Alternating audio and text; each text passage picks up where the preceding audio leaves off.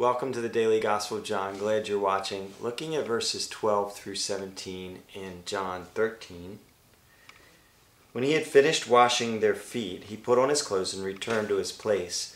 "Do you understand what I have done for you?" he asked them. "You call me teacher and Lord, and rightly so, for that is what I am.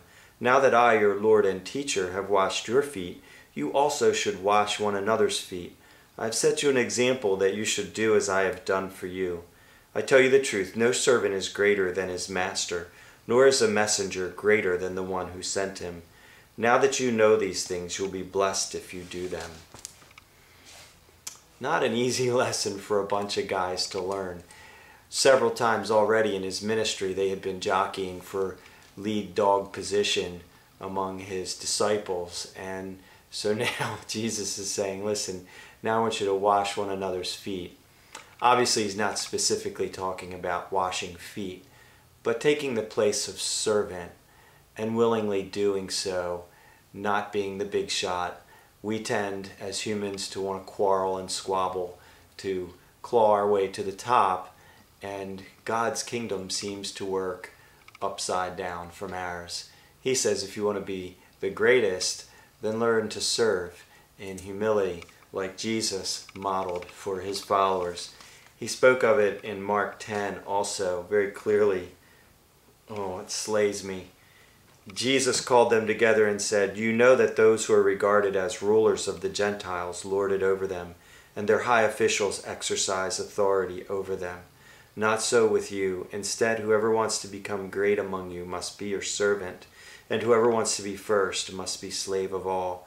For even the Son of Man did not come to be served, but to serve and to give his life as a ransom for many."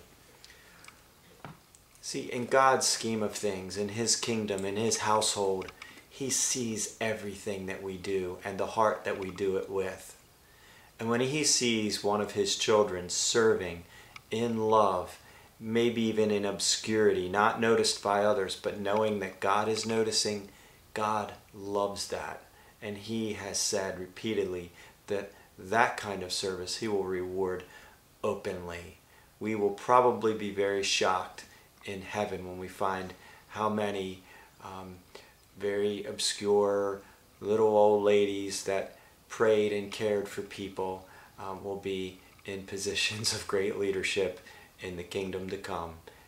Nobody would recognize their name, but God saw everything they did, and he was pleased with it. And I'm thankful that we're in process and that he's patient with us, because so much of this runs counter to everything we've learned in this world about how to live.